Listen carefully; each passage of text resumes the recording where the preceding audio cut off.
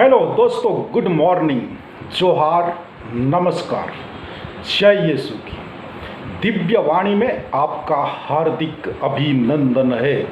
दोस्तों, कभी कभी आप सोचते होंगे कि ईश्वर ने मुझे एक गरीब परिवार में जन्म क्यों दिया या एक अनसिविलाइज्ड गांव में जन्म क्यों दिया।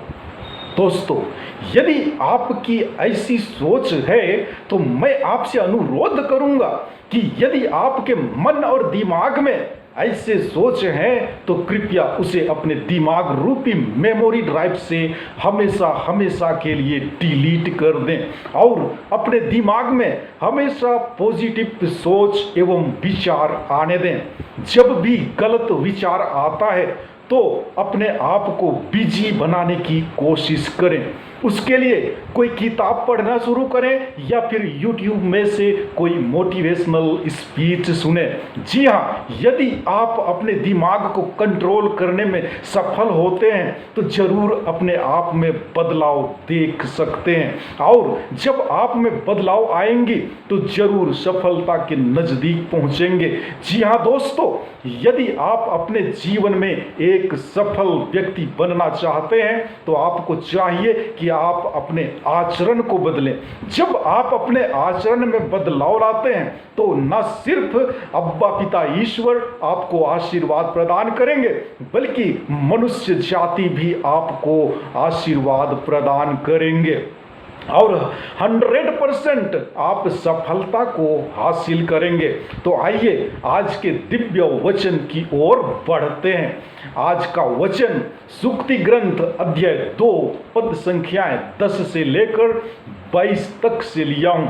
इस परिच्छेद का शीर्षक है प्रज्ञा में सुरक्षा है। जी हाँ दोस्तों, जो व्यक्ति प्रज्ञा से संपन्न होता है वह जानता है कि उसके लिए क्या अच्छा है और यह भी जानता है कि कौन उसकी मदद कर सकता है। प्रभु के मार्ग पर चलने के लिए प्रज्ञा हमेशा प्रकाश प्रदान करती है। प्रज्ञा के बिना हम अंधेरे में रहेंगे और पाप में गिरेंगे। जो प्रज्ञा का अनुसरण करना चाहता है उसे परस्त्री से सबसे बड़ा खतरा है। जो स्त्री अपने पति को छोड़ देती है वह ईश्वर के विधान का भी तिरस्कार करती है। वह अपने आकर्षण से लोगों को धार्मिकता के मार्ग से हटाकर पाप की दिशा में ले जाती है। जी हाँ, वचन कहता है प्रज्ञा तुम्हारे हृदय में निवास करेगी और तुम्हें ज्ञान से आनंद प्राप्त होगा। विवेक तुम्हारा मार्ग प्रशस्त करेगा, समझदारी तुम्हारी रक्षा करेगी। प्रज्ञा तुम्हें दुष्टों के मार्ग पर चलने से रोकेगी, उन लोगों से जो कपटपूर्ण बातें करते हैं, जो सन्मार्ग से भटक कर अंधकार के मार्ग पर चलते, जो पाप करना पसंद करते और बुराई की दुष्टता का रस लेते हैं, जिनके मार्ग टेढ़े मेढ़े हैं, जो कपटपूर्ण व्यवहार करते हैं। प्रज्ञा तुमको परस्त्री के जाल से बचाएगी, उस व्यभिचारिणी के सम्मोहक वचनों से जिसने अपनी युवावस्था के साथी का परित्याग किया और अपने ईश्वर का विधान भुला दिया। उसका घर मृत्यु की ओर, उसका पथ अधोलोक की ओर ले जाता है। जो उसके यहाँ अंदर जाता है वह लौटकर जीवन के मार्ग पर फिर पैर नहीं रखता। इसलिए तुम अच्छे लोगों के पथ पर चलोगे, तुम धार्मिकों के मार्ग से नहीं भटकोगे। निष्कपट लोग देश के अधिकारी होंगे, निर्दोष लोग उसमें निवास करेंगे, किंतु दुष्ट देश से निर्वासित होंगे, विधर्मी उससे निकाले जाएंगे।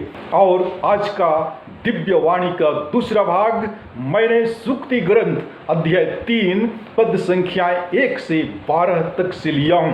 इस परिच्छेद का शीर्षक है प्रज्ञा के लाभ।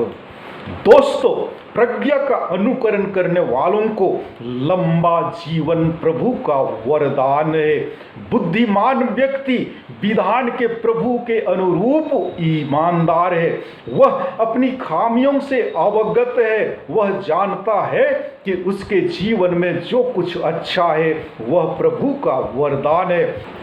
भूमि भी प्रभु का वरदान है, इसलिए प्रथम दाने या फल ईश्वर को चढ़ाए जाते हैं। जिसे प्रभु प्यार करता है वह उसका अनुशासन भी करता है, जैसे पिता अपने प्रिय पुत्र को दंड देता है।